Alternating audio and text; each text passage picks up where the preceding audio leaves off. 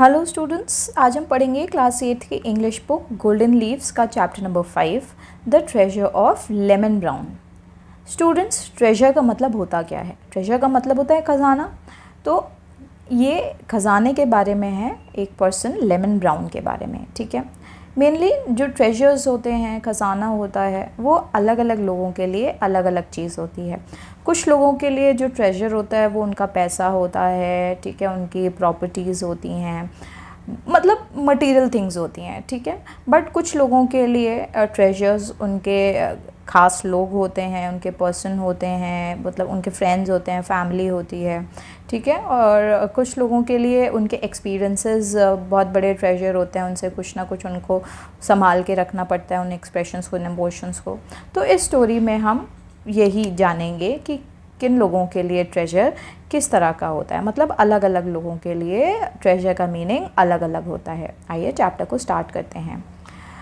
The dark sky, filled with angry, swirling clouds, reflected Grey Ridley's mood as he sat on the stoop of his building. रात का समय था, ठीक है, आसमान में काले बादल घिरे हुए थे, ठीक है, और वो बादल जो थे वो बहुत ज़्यादा गड़गड़ा रहे थे। और उन सभी बादलों में जो गड़गड़ाहट थी वो सब ग्रे रिडली के मूड के हिसाब से चल रहा था। जैसे ग्रे रिडली भी खुद भी बहुत ज़्यादा एंग्री बैठा हुआ था, तो इसी तरह से जो बादल थे वो भी उसी तरह से थे। तो मेनली यहाँ पर जो सेटिंग है इस सीन की वो इसी तरह से की गई है कि जिससे ग्रे रिडली का मूड पता चलता है, ठीक है। तो ग्रे रिडली जो है वो अपने बिल्डिंग के बाहर स्टूप में, यानी एक रेज्ड प्लेटफॉर्म के ऊपर बैठा हुआ था। His father's voice came to him again. First reading the letter the principal had sent to the house, then lecturing endless about his poor efforts in maths. उसके फादर की अचानक से कुछ देर बाद उसके कानों में फिर से आवाज़ आई, ठीक है। वो प्रिंसिपल के पास से आया हुआ लेटर पढ़ रहे थे, ठीक है, और फिर उसके बाद उसको लेक्चर दे रहे थे कि उसका जो मैथ्स का परफॉर्मेंस है वो स्कूल में बहुत ज़्यादा ख़राब है। I had to leave school when I was 13, his father had said. That's a year younger than you are now. उसके फादर उसको चिल्लाते हुए, मतलब उसके फादर घर के अंदर बैठे हुए हैं, ये घर के बाहर एक रेस्ड प्लेटफॉर्म के ऊपर बैठा हुआ है, ठीक है। और यहाँ पर वो बैठ करके उसके फादर के लेक्चर्स सुन रहा है कि उसके फादर उसको सुना रहे होते हैं कि जब मैं 13 साल का था तो मुझे स्कूल छोड़ना पड़ा था, ठीक है, और मैं तो तुमसे 1 साल छोटा ही था, तुम तो फिर भी अभी 14 साल के हो, मेरे को तो 13 साल की उम्र में ही स्कूल छोड़ना पड़ गया था। If I would had half the chances you had, I would dash dash dash. तो फिर उसके पापा फिर उसको सुना रहे थे कि अगर मेरे पास इतना ज़्यादा मौका मिला होता इतना पढ़ने का तो आज मेरे पास क्या होता, मतलब वो सारी जो एंडलेस चीज़ें होती हैं वो सब उसको सुनाने में लगे थे। जैसे हम लोग भी घर में जब छोटे होते हैं, या फिर आप लोग जैसे घर में डांट खाते होगे कि हमने लैंप के नीचे पढ़ाई करी, फिर तुमको बोलते होंगे कि तुम्हारे पास इन्वर्टर है, तुम फिर भी नहीं पढ़ाई करो, है ना। तो हर किसी के घर में अलग अलग तरह की डांट पड़ती है। तो यहाँ पर ग्रेग रिडली के भी उसके फादर से उसकी डांट पड़ रही है। Greg sat in the small pale green kitchen listening, knowing the lecture would end with his father saying he couldn't play ball with the scorpions. अब जो ग्रेग था वो चुपचाप बैठा हुआ था किचन में, पेल ग्रीन कलर की किचन थी, और वहाँ पर वो चुपचाप बैठ करके सुन रहा था अपने फादर के लेक्चर्स। और उसे ये पता था कि जो लेक्चर हैं तब ख़त्म होंगे जब उसके फादर ये बोलेंगे कि अब वो स्कॉर्पियंस के साथ खेल नहीं सकता है। It wasn't often the Scorpions took on new players, especially 14 years old, and this was a chance of a lifetime for Greg.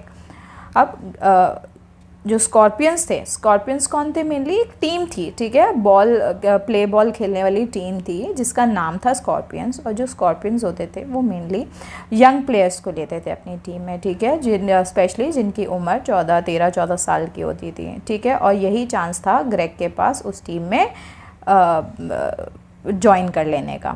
Report cards were due in a week and Greg had been hoping for the best. एक हफ्ते में report cards भी मिलने वाले थे और Greg को लग रहा था कि उसके मार्क्स भी जो हैं वो ठीक ठाक आ ही जाएंगे। But the principal had ended the suspense early when she sent the letter saying Greg would probably fail math if he did not spend more time studying. पर ये जो रिपोर्ट कार्ड का जो सस्पेंस था उसके प्रिंसिपल ने उसके लिए ख़त्म कर दिया था, क्योंकि उसके प्रिंसिपल ने रिपोर्ट कार्ड पब्लिश होने से पहले ही उसके घर पर लेटर भेज दिया था ये लिख करके कि हो सकता है मैथ में फ़ेल हो जाए अगर ये पढ़ाई पर ध्यान नहीं देगा तो। And you want to play basketball, his father's brows knitted over deep brown eyes. अब उसके फादर उसको बोलते हैं, मतलब उसके फादर उसको लेक्चर ही दे रहे हैं सारी चीज़ों पर, ठीक है, और ग्रेग अपना अलग से दिमाग में सोचने में लगा हुआ है सारी चीज़ें कि ओह अब मुझे स्कॉर्पियंस अपनी टीम में नहीं लेंगे और मेरे मार्क्स भी सही नहीं आए हैं, हो सकता है टीचर ने लिख करके भेज दिया प्रिंसिपल ने कि उसके मैथ्स में हो सकता है वो फेल हो जाए। तो अब उसके फादर बोल रहे हैं कि अब तो मतलब बास्केटबॉल खेलना चाहते हो, है ना, अपनी बहुओं को जो आईब्रोज होती हैं उनको ऊपर उठाते हुए गुस्से में कह रहे हैं। That must be some kind of a joke. Now you just get into your room and hit those books. फिर उसके पापा कहते हैं ये तो एक तरीके का मजाक ही होगा अगर मतलब तुम स्कॉर्पियंस टीम में चले भी जाओ तो, ठीक है, मतलब वैसे भी वो मैथ्स में फ़ेल हो जाएगा और जो स्कॉर्पियन वाली जो टीम है वो अच्छे ग्रेड्स वालों को भी लेते हैं, तो अब तो ये एक तरीके का मजाक की तरह हो गया कि अब तो उसको वैसे भी नहीं लिया जाएगा। मतलब गुस्से में ही ये सारी चीज़ें कह रहे हैं कि एक तो अब मजाक की तरह हो गया ये, ठीक है, अब तुम अपने कमरे में जाओ और उन किताबों को खोल करके बैठो, पढ़ाई करने बैठ जाओ। That had been 2 nights before. There was a flash of nearby lighting and soon large drops of rain splashed onto his jeans. 2 रात पहले की बात है, ठीक है, इस बात को मतलब 2 रात हो चुकी थी।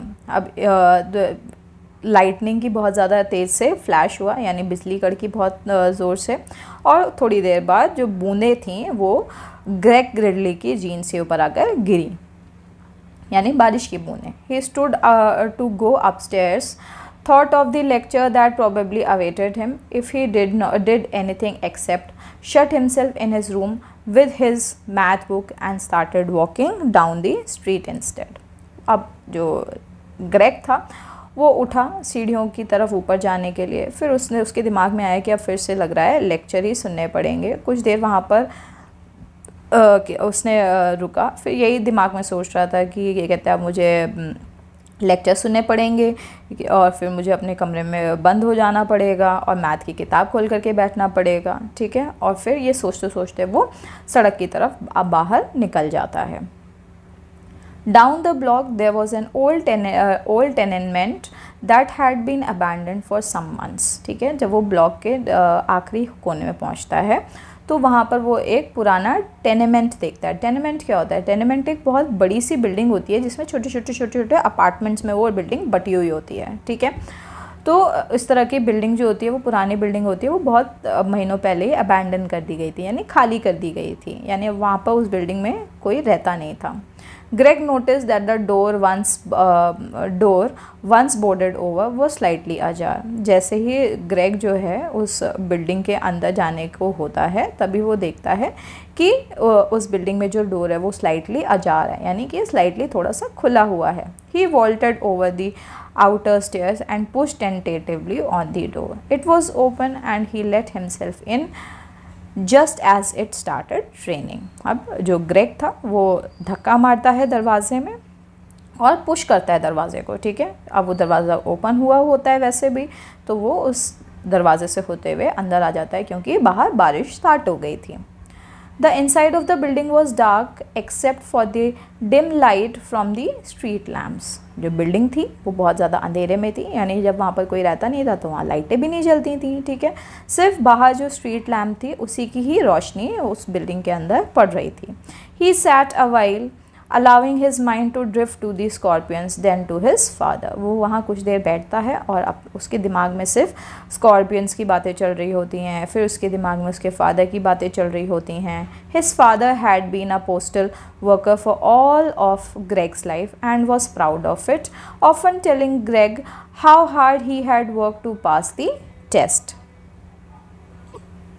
जो ग्रेग के फादर होते हैं उन्होंने पूरी जीवन, ग्रेग ने यही देखा होता है कि उसके फादर जो है पोस्टल वर्कर होते हैं, यानी पोस्टमैन होते हैं, ठीक है, और वो अपनी नौकरी पर बहुत ज़्यादा गर्व करते थे और हमेशा ग्रेग को कहानियाँ सुनाते रहते थे कि किस तरह से उन्होंने बहुत हार्ड जो टेस्ट था उसे पास किया था इस नौकरी को पाने के लिए।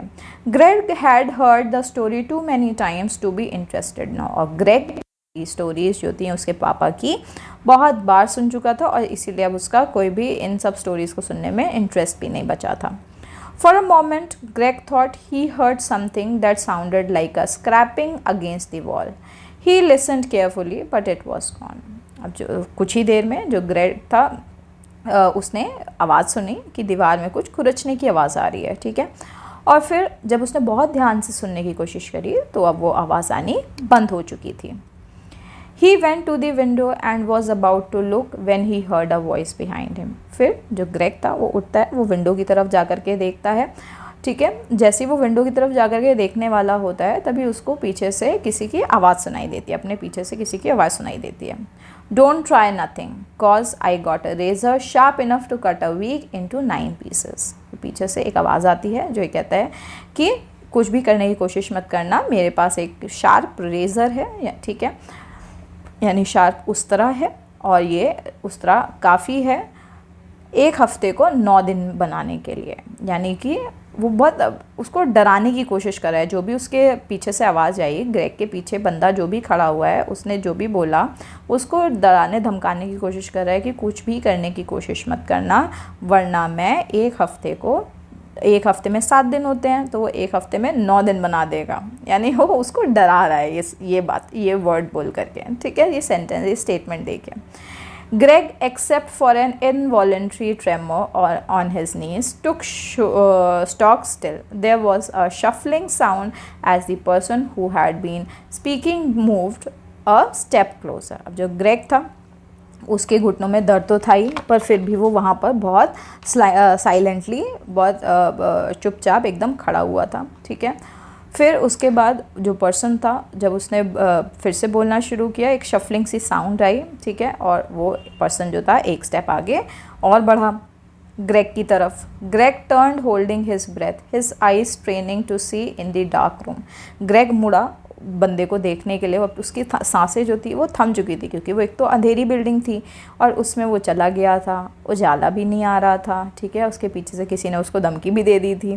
तो अब जो ग्रेग था वो डरते हुए अपने सांसें रोक करके मुड़ता है और देखने की कोशिश करता है अंधेरे में कि कौन है। The upper part of the figure before him was still in darkness. जो ऊपरी हिस्सा होता है उस बंदे का वो अभी भी अंधेरे में ही होता है। There were 2 feet in cracked, dirty shoes from which rose legs that were wrapped in rags. Who are you? Greg asked. I am Lemon Brown, came the answer. अब जो अपर पार्ट था वो तो दिख नहीं रहा था, पर जो नीचे वाला निचला हिस्सा था उसमें उसको 2 पैर दिख रहे थे जो कि बहुत ज़्यादा गंदे और कटे फटे शूज़ उस पैर में थे, ठीक है। उसके बाद उसके जो लेग्स थे उनमें भी एक कत्तर जो होता है, कपड़े का जो रैग होता है यानी कत्तर जो होता है वो लपटा हुआ था। और वहाँ से आवाज़ आती है, कौन हो तुम?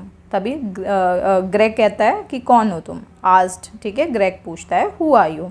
तभी आवाज़ आती है, मैं लेमन ब्राउन हूँ, केम द आंसर, ठीक है। आवाज़ आती है कि मैं लेमन ब्राउन हूँ। The person who called himself lemon peered forward and Greg could see him clearly. जो पर्सन था जिसने अपना नाम लेमन ब्राउन बताया था वो आगे की तरफ आता है और अब जो ग्रेग था वो लेमन ब्राउन को पूरी तरीके से देख पा रहा था। He was an old man, वो एक बूढ़ा आदमी था। His black heavily wrinkled face was surrounded by a halo of crinkly white hair. जो बंदा था, जो लेमन ब्राउन था, जो ग्रेग को धमका रहा था, डरा रहा था, वो एक बूढ़ा व्यक्ति था और वो एक ब्लैक पर्सन था, ठीक है, यानी अफ्रीकन अमेरिकन बंदा था वो, ठीक है। काले बंदे जो होते हैं आप लोगों ने वीडियोस में देखे भी होंगे, अफ्रीकन अमेरिकन जो होते हैं वो अफ्रीका से अमेरिका में बहुत सालों पहले सिविल वॉर के टाइम पर, सिविल वॉर से भी पहले इनफैक्ट माइग्रेट हो गए थे, ठीक है। तो ये एक ब्लैक पर्सन है, उसका फेस जो है पूरी तरीके से झुर्रियोंदार है और उसके पूरे फेस पे जो बाल हैं वो पूरे सफ़ेद बाल जो हैं वो बिखरे हुए हैं। His pants were back to the knee where they were met with rags that went down to the old shoes. उसके जो पैंट्स थे वो नी तक थे और नी के नीचे उसने कपड़ा लपेटा हुआ था जो कि उसके शूज़ तक जा रहा था। ग्रेग रिलैक्स्ड, अब ग्रेग को उसे देख करके थोड़ा सा रिलैक्स मिला। क्यों रिलैक्स मिला ग्रेग को उसको देख करके? क्योंकि उसने देखा कि ये तो कोई बूढ़ा व्यक्ति है, ठीक है, और उसका फेस भी रिंकल्ड था, तो उसे अब उतना डर नहीं लग रहा था। He had seen the man before, picking through the trash on the corner and pulling clothes out of a Salvation Army box. There was no sign of a razor that could cut a week into 9 days. ठीक है, अब जो Greg था वो relax इसलिए हुआ था क्योंकि ग्रेग ने उस बंदे को पहले भी अपने जो कॉलोनी थी, अपना जो एरिया था वहाँ पर उसको देखा था। ठीक है, वो कूड़ा उठाता था, ट्रैश उठाता था कॉर्नर्स में। ठीक है, इसके अलावा वो कपड़े भी उठाता था साल्वेशन बॉक्स में से। साल्वेशन आर्मी बॉक्सेस कौन से होते हैं? जहाँ पर कपड़े रख दिए जाते हैं और जिनको ज़रूरतमंद वाले कपड़े चाहिए होते हैं वो वहाँ से उठा लेते हैं। फिर ग्रेग ने ये भी नोटिस किया कि वहाँ पर कोई भी रेज़र वेज़र नहीं है जो कि उसको काटे, मतलब उसको जो वीक है उसको 9 डेज़ बना दे। मतलब ऐसा कोई डर वाला उसको साइन नहीं मिला लेमन ब्राउन की तरफ से, इसीलिए जो ग्रेग था वो बहुत ज़्यादा रिलैक्स फील कर रहा था। What are you doing here? Greg asked. This is where I am staying, Lemon Brown said. What you here for? फिर ग्रेग उससे पूछता है कि तुम यहाँ क्या कर रहे हो, क्योंकि ग्रेग उसको पहले देखता था। तो ग्रेग ने उससे पूछा कि तुम यहाँ क्या कर रहे हो, तो लेमन ब्राउन आंसर देता है कि मैं यहीं रहता हूँ।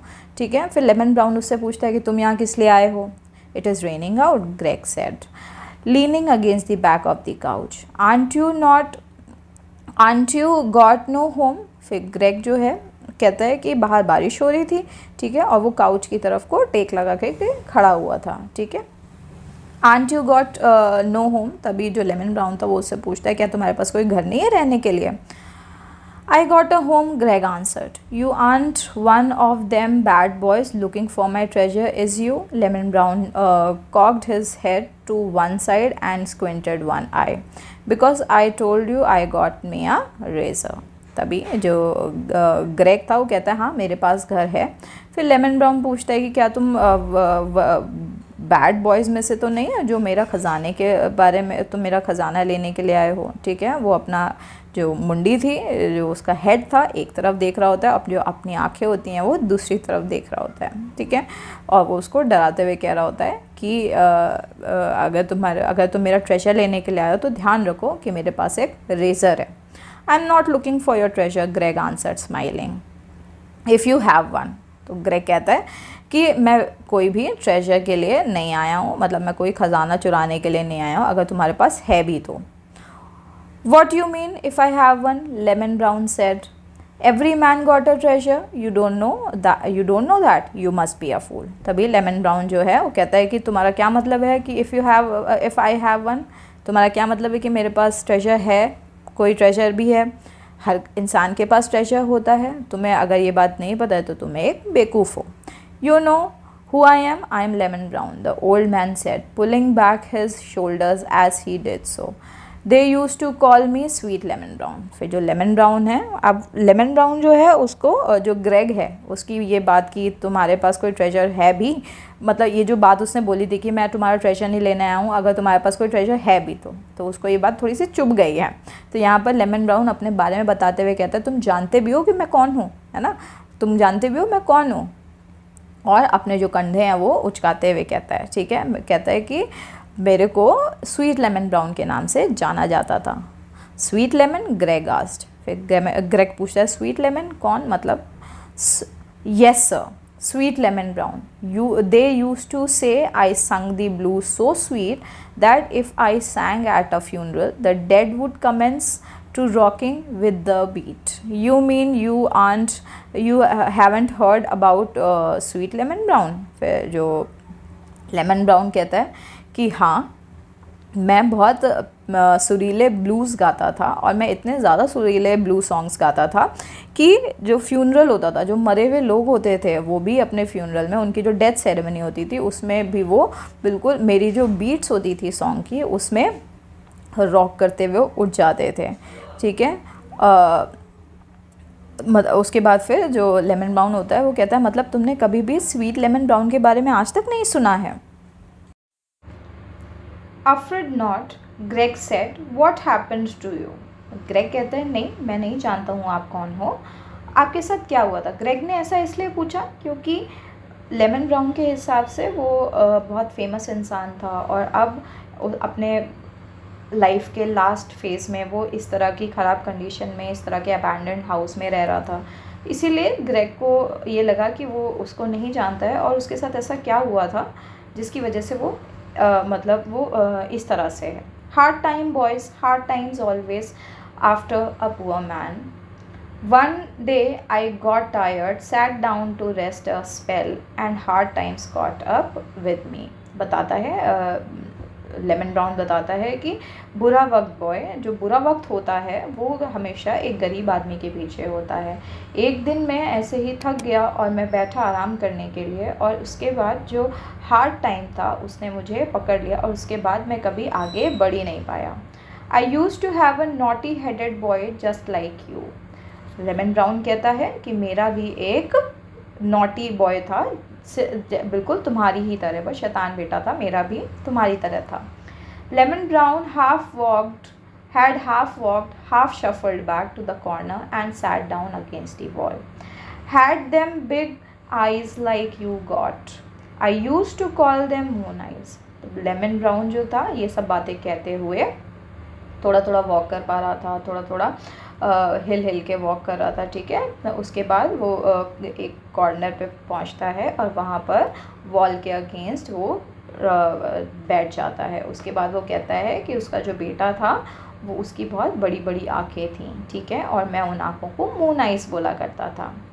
How come you gave up singing the blues, Greg asked. Didn't give it up, Lemon Brown said. You don't give up the blues, they give you up। Greg पूछता है कि अच्छा फिर ऐसा था तो फिर ऐसे कैसे आपने ब्लूज़ गाने बंद कर दिए। तो वो बोलता है, लेमन ब्राउन बताता है कि नहीं, ऐसा नहीं है कि मैंने बंद कर दिया। ब्लूज़ जो थे मैंने उनको नहीं छोड़ा था, बट जो ब्लूज़ थे उन्होंने ही मुझे छोड़ दिया था। यानी कि जो उसके इमोशंस थे उन्होंने ही उसको अब अलाउ नहीं किया था कि वो अब आगे सिंगिंग कर सके। What's that noise, lemon brown asked suddenly sitting upright. तभी लेमन ब्राउन जब बैठा होता है सीधे, तभी वो पूछता है कि वो किस तरह की आवाज़ थी। Greg listened and he heard a noise outside. Greg सुनता है और वो सुनता है कि कुछ आवाज़ है जो बाहर की तरफ से आ रही है। He looked at lemon brown and saw the old man pointing towards the window.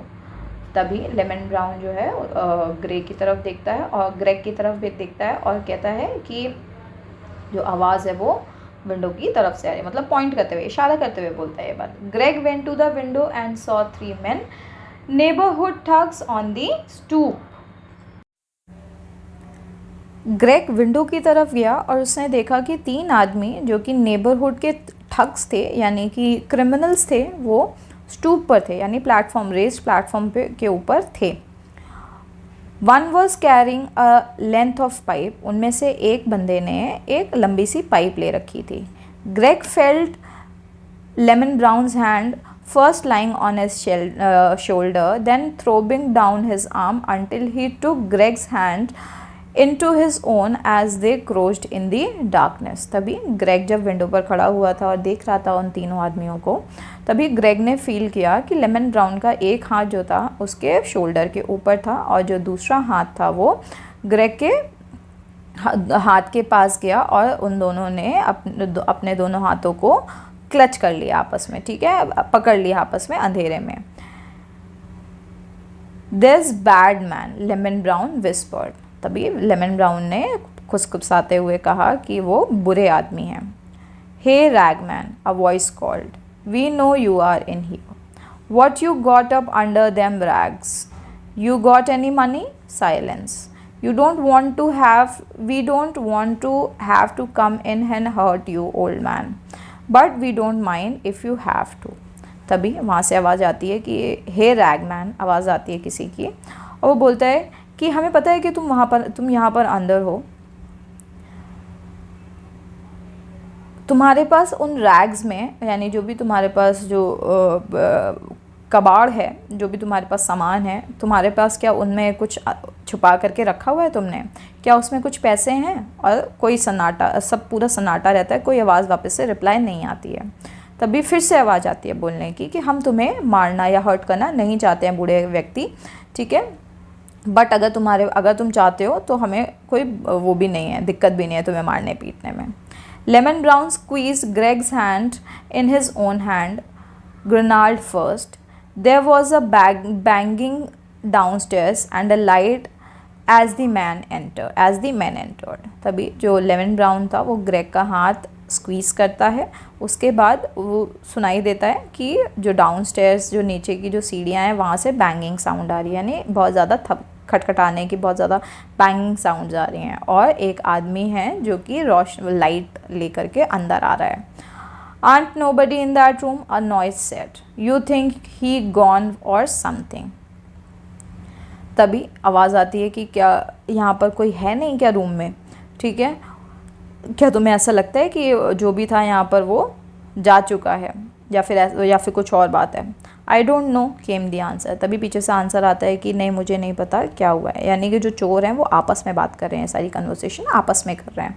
All I know is that I heard him talking about some kind of treasure, you know they found that shopping bag lady with that load of money in her bags। तभी फिर मतलब आपस में चोर conversation कर रहे हैं कि मैंने सिर्फ इतना सुना कि यहाँ पर कुछ ट्रेजर है, और हो सकता है उन्हें वो जो लेडी थी जिसके पास शॉपिंग बैग था उसके पर्स में बहुत सारा मनी था, हो सकता है वही हो ट्रेजर उनके लिए, ठीक है। Hey you think he is upstairs, फिर तभी दूसरा पूछता है कि क्या तुम्हें लगता है कि वो ऊपर होगा। Hey old man are you up there, silence, तभी फिर से आवाज़ आती है कि हे ओल्ड मैन, क्या तुम वहाँ ऊपर हो, और कोई तभी पूरे में सन्नाटा जाता है, कोई रिप्लाई नहीं जाता है। Watch my back, I am going up, ठीक है। फिर वो दूसरे व्यक्ति से कहता है, जो उसका दूसरा साथी होता है, उससे कहता है कि मेरे पीछे ध्यान देना, मैं ऊपर जा रहा हूँ। There was a footstep on the stairs and the beam from the flashlight danced crazily along the peeled wallpaper। तभी जो फुटस्टेप्स थे वो ऊपर की तरफ चढ़ने की आवाज़ें आती हैं, और जो बीम ऑफ लाइट होती है, जो टॉर्च होती है, ठीक है, वो पूरे जो वॉलपेपर होता है उसमें पूरे में दिख रही होती है। ग्रेग हेल्ड हिज ब्रेथ, जो ग्रेग था वो अपनी सांसों को रोक करके रखता है। There was another step and a loud crashing noise as the tug banged the pipe against the wooden banister। फिर तभी एक और स्टेप चढ़ता है और अचानक से बहुत तेज़ से क्रैशिंग साउंड आती है, नॉइस आती है, ठीक है। और किस चीज़ की नॉइज़ होती है, जो आदमी पाइप लेकर के आया होता है वो बैनिस्टर, वुडन बैनिस्टर क्या होते हैं, जो वुडन सीढ़ियों पर जो डंडे लगे होते हैं, जो स्टील की रेलिंग्स होती हैं, है ना, तो जो सपोर्ट, साइड सपोर्ट लगा होता है, उन्हीं को हम बैनिस्टर कहते हैं। तो ये बैनिस्टर वुड के थे, ठीक है। वो अपना पाइप वुडन बैनिस्टर पे मारता है और बहुत ज़्यादा क्रैशिंग साउंड आती है। Greg could feel his temples throb as the man slowly hurt them. और अब ग्रेग को जो है अपने तेज़ धड़कनें जो होती हैं वो बहुत ज़्यादा सुनाई देनी शुरू हो जाते हैं। अब ग्रेग जो है डरा हुआ होता है ये सारी चीज़ों को देख करके। Greg thought about the pipe, wondering what he would do when the man reached them, what he could do। तो ग्रेग के दिमाग में सिर्फ यही चीज़ चल रही होती है, पाइप के बारे में सारी थिंकिंग चल रही होती है कि जब अगर वो बंदा जो है ऊपर आ जाएगा तो वो अपनी पाइप से हमारा क्या करेगा, और अपने बीच बचाव के लिए हम क्या करेंगे।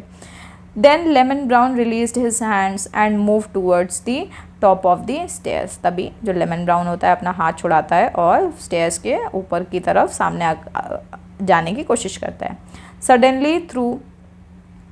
Suddenly though Lemon Brown stood at the top of the stairs, both arms raised high above his head। There he is, a voice cried from below। तभी जो लेमन ब्राउन होता है वो स्टेयर्स के एकदम ऊपरी हिस्से में, देख रहे होगे आप लोग स्टेप्स हैं, उसके ऊपरी हिस्से में आकर के खड़ा हो जाता है, दोनों हाथों को ऊपर कर लेता है, ठीक है। तभी पीछे से आवाज़ आती है, अरे वो रहा, throw down your money old man so I won't have to hurt you। Lemon Brown did not move। तभी नीचे से आवाज़ जाती है लेमन ब्राउन की तरफ कि बूढ़े आदमी, तुम्हारे पास जो भी पैसा है वो सब नीचे फेंक दो, मैं तुम्हें हर्ट नहीं करूँगा, ठीक है। और लेमन ब्राउन फिर भी मूव नहीं करता है। Greg felt himself near panic. जो ग्रेग था अब बहुत ज़्यादा डरा हुआ होता है, बहुत ज़्यादा पैनिक कर रहा होता है वो। Greg saw him curled his body down the stairs at the man who had come to take his treasure. फिर ग्रेग जो है देखता है कि किस तरह से जो लेमन ब्राउन होता है अपनी पूरी बॉडी को हर्ल करते हुए, मतलब झुकाते हुए स्टेयर्स के नीचे की तरफ जाता है, ठीक है, उन आदमियों की तरफ जा रहा होता है जो उसका ट्रेजर लेने आए होते हैं। There was a crashing noise and then footsteps of the man running away. तभी अचानक से क्रैशिंग नॉइज़ आती है, यानी कुछ गिरने की आवाज़ आती है, और जो आदमी होते हैं जो ट्रेजर लेने के लिए आए होते हैं, उनके भागने दौड़ने की आवाज़ें आनी शुरू हो जाती हैं, यानी वो सब क्रैशिंग नॉइज सुन करके भाग जाते हैं। मिस्टर ब्राउन ही सेड, या it's me came the answer. तभी ग्रेग पीछे से आवाज़ कर देते हुए बोलता है मिस्टर ब्राउन, और आंसर आता है हाँ मैं ही हूँ। I got this flashlight. Greg exhaled in relief as Lemon Brown made his way slowly back up the stairs. You okay? Few bumps and bruises, Lemon Brown said. I think I would better be going, Greg said. His breath returning to normal. तभी जो mister brown थे, अब भाई इतना सारा drama हो चुका था, मिस्टर ब्राउन खुद को झुकाते हुए स्टेयर्स में से नीचे गिर जाते हैं, और जो चोर होते हैं वो सब डर जाते हैं और भाग जाते हैं वहाँ से। फिर मिस्टर ब्राउन, ग्रेग जो होता है मिस्टर ब्राउन से पूछता है कि मिस्टर ब्राउन क्या आप ही हैं? कहता है हाँ मैं ही हूँ, ठीक है। फिर मिस्टर ब्राउन होते हैं वो कहते हैं कि मुझे एक फ्लैश लाइट मिले, यानी एक टॉर्च मिली है। तभी जो लेमन ब्राउन होता है उसे थोड़ा सा रिलीफ मिलता है, ठीक है। और फिर लेमन ब्राउन जैसे तैसे करके धीरे धीरे स्टेयर से ऊपर चले जाते हैं। फिर ग्रेग पूछता है कि आप ठीक हैं? भी लेमन ब्राउन कहता है कि हाँ थोड़े बहुत बम्स और ब्रूजेस हैं, यानी कि थोड़ी बहुत चोटें आई हैं। I think I would better be going. तभी ग्रेग कहता है कि अब मुझे ऐसा लगता है मुझे यहाँ से जाना चाहिए। His breath returning to normal, और अब उसकी जो ब्रेथ थी, ग्रेग जो पैनिक हो रहा था वो नॉर्मल हो चुका था। They were talking about treasures, Greg said. You really have a treasure? Greg कहता है कि वो लोग जो थे वो ट्रेजर के बारे में पूछ रहे थे, खजाने के बारे में पूछ रहे थे कि आपके पास सही में कोई ट्रेजर है?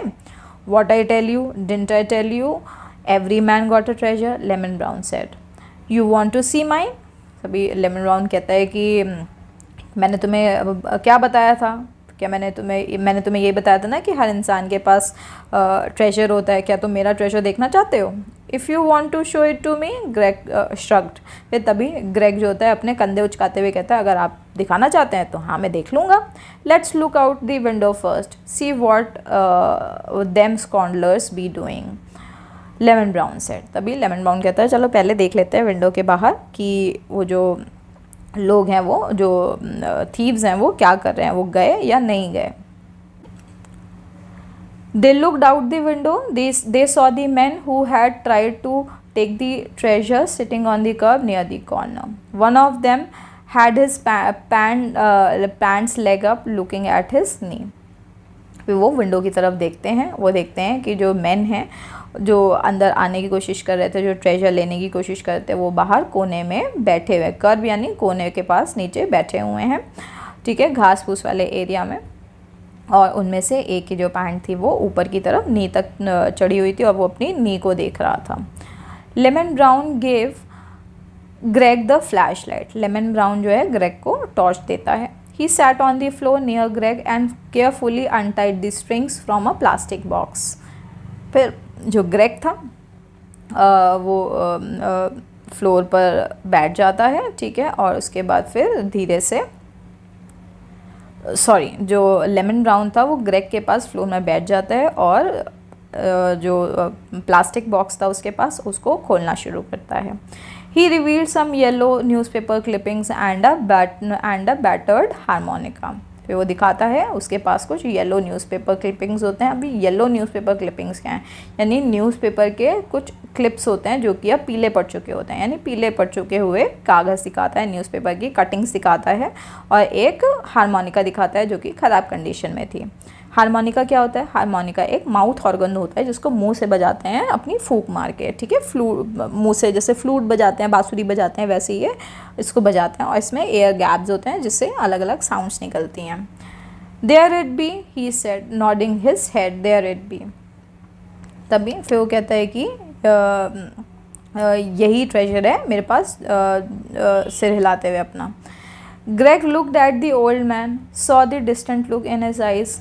They then turned to the clippings. They told of Sweet Lemon Brown, a blues singer and harmonica player who was appearing at different theaters in the South. तब जो ग्रेग था वो बूढ़े इंसान की तरफ यानी लेमन ब्राउन की तरफ देखता है, ठीक है, वो देखता है उनकी तरफ, उसके बाद फिर उन क्लिपिंग्स को देखना शुरू करता है। उन क्लिपिंग्स में स्वीट लेमन ब्राउन के बारे में लिखा होता है कि किस तरीके से जो ब्लूज सिंगर था वो, और किस तरीके से वो हारमोनिका प्ले करता था अलग अलग स्टेट्स में जा कर के साउथ की।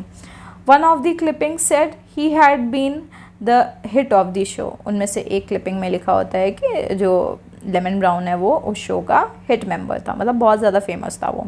All of the clippings were reviews of shows Lemon Brown had been in more than 50 years ago.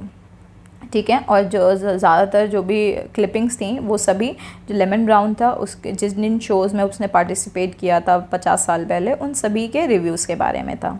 Greg looked at the harmonica. फिर ग्रेग ने हारमोनिका की तरफ देखा। It was dented badly on one side when the reed holes on one end nearly closed. फिर उसने harmonica की तरफ वो देखता है तो देखता है कि उसमें बहुत ज़्यादा डेंट पड़ चुके हैं, यानी कि बहुत ज़्यादा उसमें ऊबड़ खाबड़ डेंट, जैसे गाड़ी में नहीं डेंट पड़ जाते हैं, तो वैसे ही उस हारमोनिका में भी डेंट पड़ चुके हैं। और जो उसके हारमोनिका में जहाँ से होल्स में से हवा पास होती है उनमें भी रीड्स भर चुकी हैं, यानी कि गंदगी भर चुकी है, और वो सब गंदगी की वजह से छेद उसके बंद हो चुके हैं। I used to travel around and make money to feed my wife and Jesse, that's my boy's name, used to feed them good to.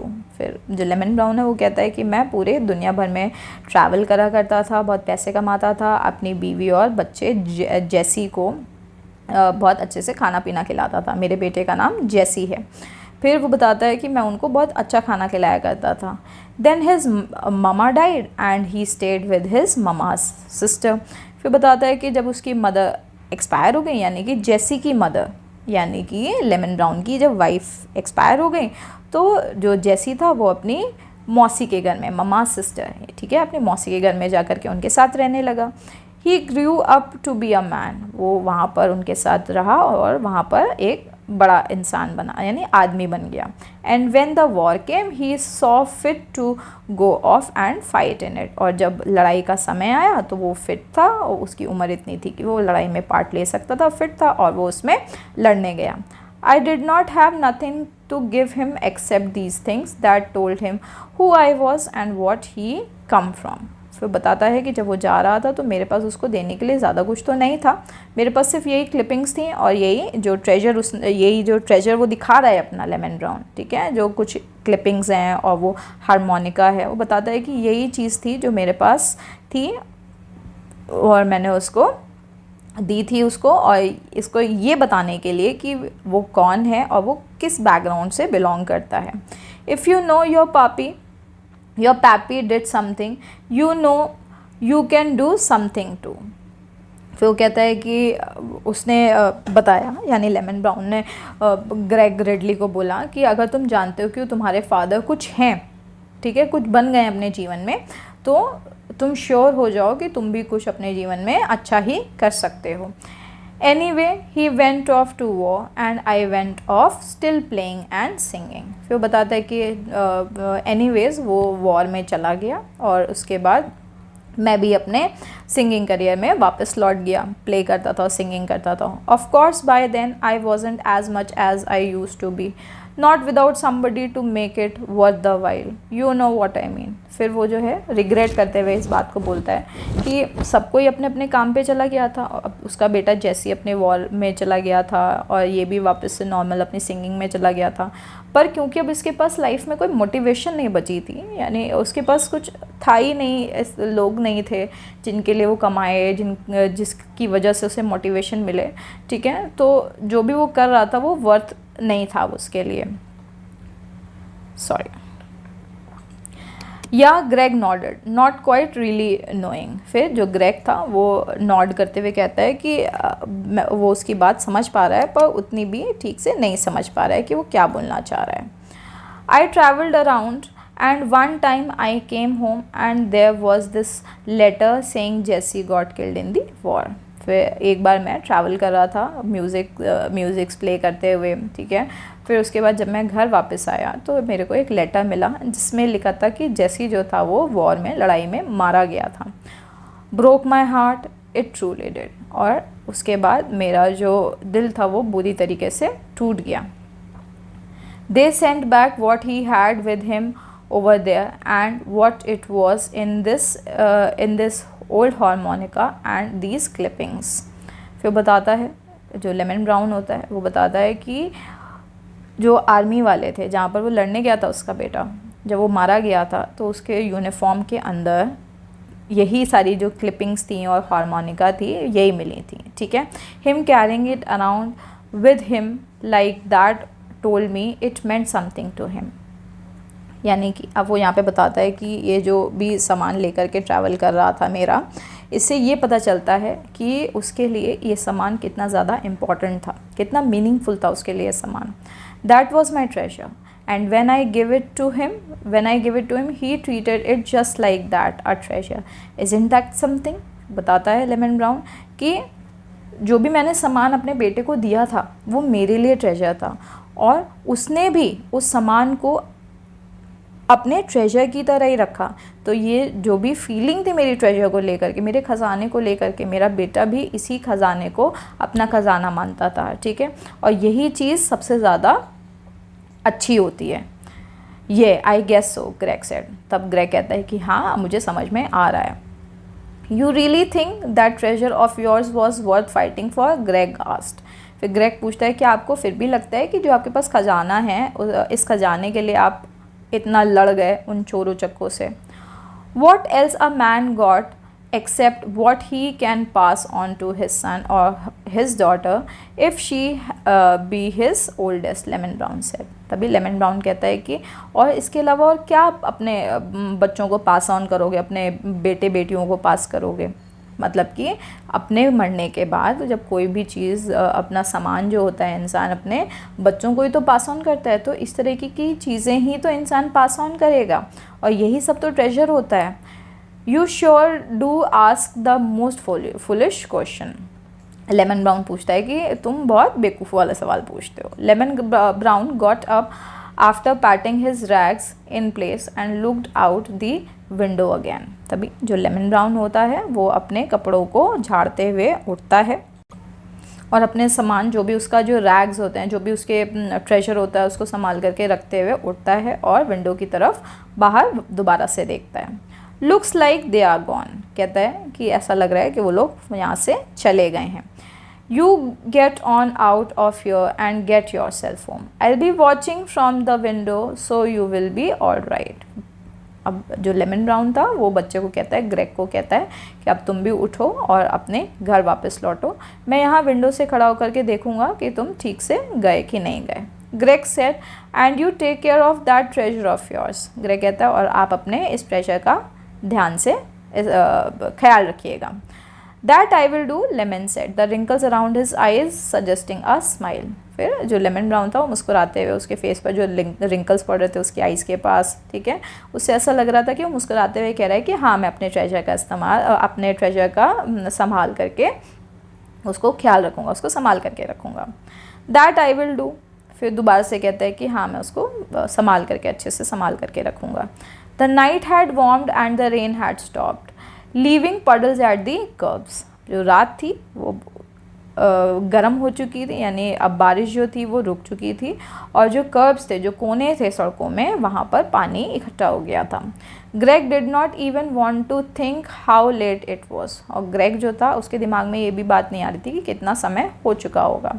He thought ahead of what his father would say and wondered if he should tell him about lemon Brown. फिर उसके दिमाग में चल रहा था कि अब उसके फादर जो हैं इतना लेट हो गया है, वो क्या बोलेंगे, ठीक है, और उसके दिमाग में ये भी चल रहा था कि वो लेमन ब्राउन के बारे में अपने फादर के साथ लेमन ब्राउन की स्टोरी शेयर करे या ना करे। ही thought about it until he reaches his stoop and decided against it.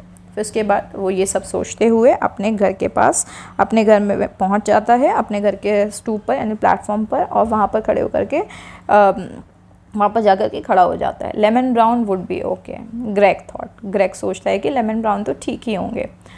With his memories and his treasure, वो अपने मेमोरीज और अपने खजाने के साथ वो ठीक से ही रहेंगे। Greg push the button over the bell marked Ridley. जो बेल थी उसके ऊपर रिडली लिखा हुआ था, यानी उसके फादर का नाम रिडली था, यानी सरनेम था ग्रेग रिडली, है ना, तो उसके फादर का नाम जो रिडली था वो उस बटन में, जो बेल वाला बटन था उसमें रिडली लिखा हुआ था, उसको प्रेस करता है। Thought of the lecture he new his father would give and smile. और उसके बाद बेल प्रेस करते हुए सोचता है कि अब मेरे को मेरे फादर से क्या लेक्चर्स मिलेंगे, और ये सब सोच करके स्माइल करने लगता है। स्टूडेंट्स, ये इस चैप्टर का एंड था। इस चैप्टर को लिखा है वॉल्टर डीन म्यूर्स ने। इस चैप्टर से हमने क्या सीखा? इस चैप्टर से हमने बहुत मीनिंगफुल चीज़ सीखी कि हर किसी इंसान के लिए ट्रेजर बहुत अलग अलग तरीके का होता है, ठीक है। कुछ लोगों के लिए ट्रेजर उनका पैसा होता है और कुछ लोगों के लिए उनका ट्रेजर उनके अपने लोग होते हैं, उनके इमोशंस उनका ट्रेजर होते हैं। तो आई होप आपको ये चैप्टर बहुत अच्छे से समझ में आ गया होगा। इस चैप्टर का ये एंड है, इसके बाद हम लोग इसके क्वेश्चन आंसर्स को डिस्कस करेंगे। Why did Greg enter the abandoned tenement? The correct answer is it had started to rain heavily. He entered the abandoned tenement because it had started to rain heavily. Greg's father had been dash. Greg's father had been a postal worker. Okay, next. Lemon Brown drove the thugs away by dash, by hurling himself at them. Lemon Brown's singing career declined because he dash, because he lost the motivation to sing well after his wife's death. Now answer these questions. Why had Greg's principal sent a letter? Greg's principal sent a letter warning that he might fail math if he did not study more. How did Greg's father react to the letter? Greg's father was upset about his poor efforts in math and threatened to prevent him from playing basketball for the Scorpions. Describe the building that Greg entered.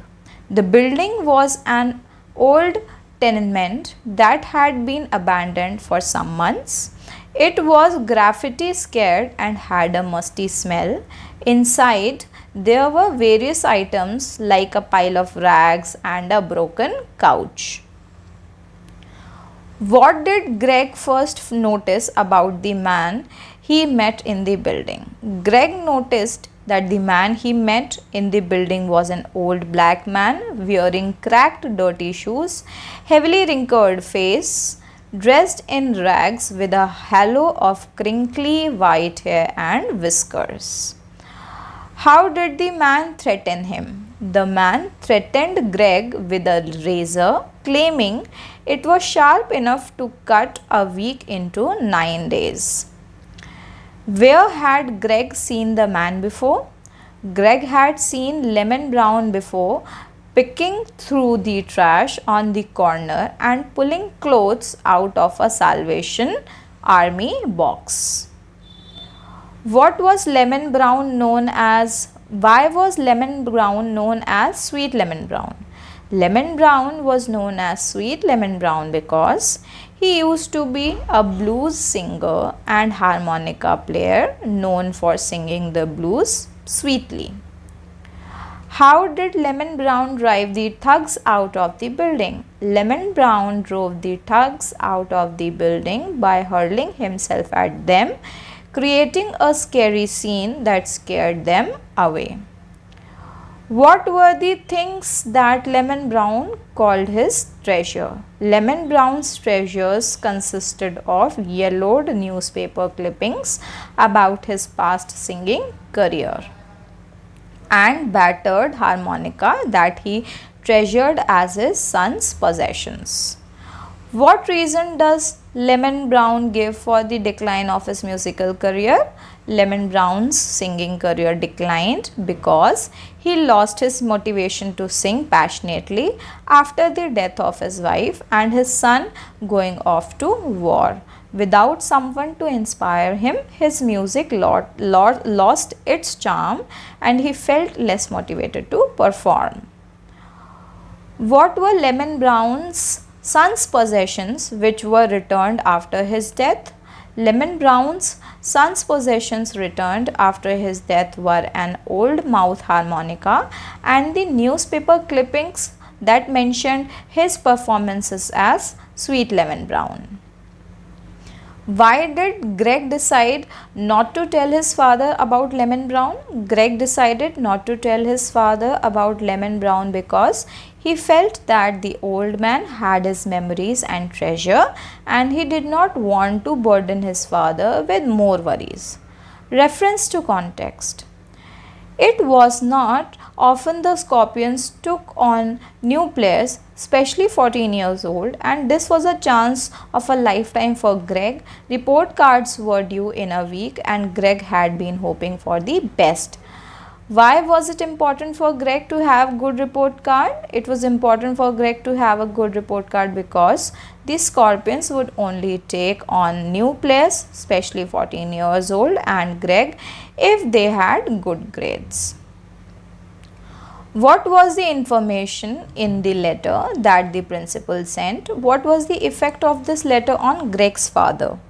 The letter from principal mentioned that Greg might fail math if he did not spend more time studying.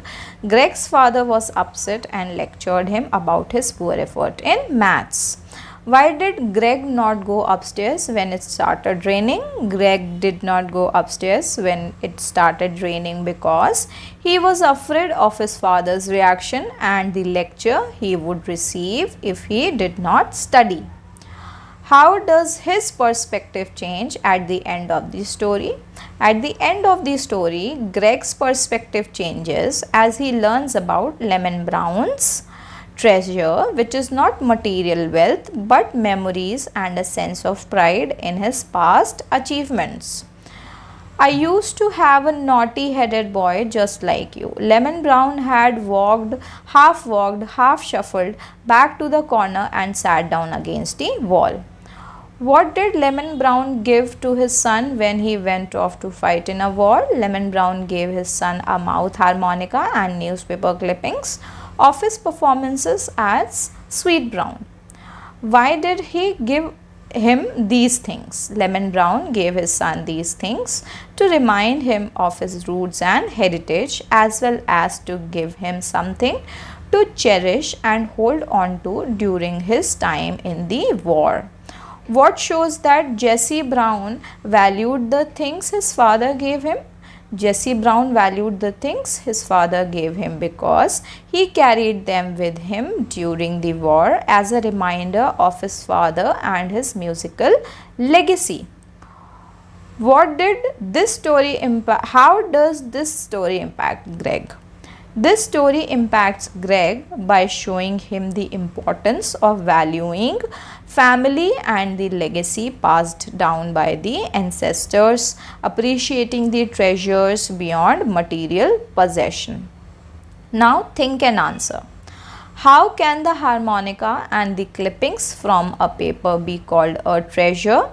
Give reasons for your answer. The harmonica and newspaper clippings are called a treasure because they hold sentimental values for Lemon Brown.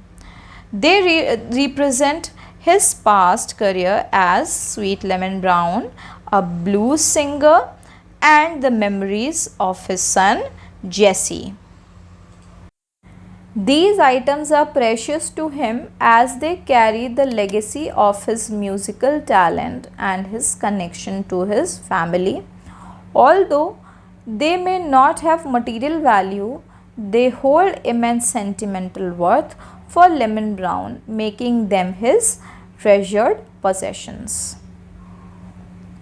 What valuable lesson did Greg learn about life's treasures? The valuable lesson Greg learned about life's treasures is that true treasure lies in cherished memories, family connections, and personal achievements rather than material wealth. Lemon Brown's treasure was not wealth but the memories of his past singing career and the legacy of his son. Through Lemon Brown's story, Greg realizes the significance of treasuring one's roots and the intangible values that enrich life. Contrast Greg's feeling at the beginning of the story with those at the end of the story. At the beginning of the story, Greg feels frustrated and disappointed with his father's lecture and restrictions. He also feels anxious about his report card and the Scorpion's decision. However, at the end of the story, after meeting Lemon Brown and learning about his treasure, Greg gains a new perspective on life's treasures. He becomes more understanding and empathetic about Lemon Brown's values and finds a sense of appreciation for his family and his own achievements. How did the neighborhood boys define treasure? How was the meaning of treasure different from Lemon Brown? The neighborhood boys defined treasure as material possessions or valuable items like money and gold coins. For Lemon Brown, treasure had a different meaning. It was the sentimental value of his memories, his past career as a blues singer, and the legacy he wanted to pass on to his son. Lemon Brown's treasure was not about material wealth but about his emotional connection and life's experiences. While talking about the decline of his career, explain what Lemon Brown meant when he said, "By then I wasn't as much as I used to be, not without somebody to make it worth the while."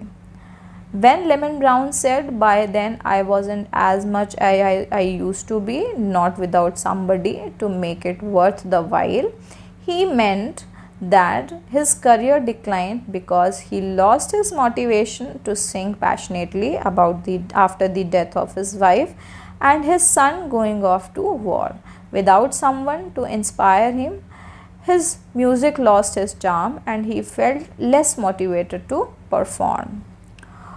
What does Greg Ridley smile at the end of the story? Why does Greg Ridley smiles at the end of the story? Because he has learned valuable lessons from his encounter with Lemon Brown. He appreciates the treasure of memories and personal achievements that Lemon Brown cherishes. Greg realizes the importance of family connection and the significance of the intangible values in life, which brings a smile to his face as he gains a new perspective on his life's treasure. Students, ये इस chapter का and है. I hope आप सभी ने इसके question answers को ठीक से लिख लिया होगा. नहीं लिखा है तो प्लीज़ वीडियो को वापस से पीछे जा कर के देखें और एक एक आंसर ठीक से नोट डाउन कर लें.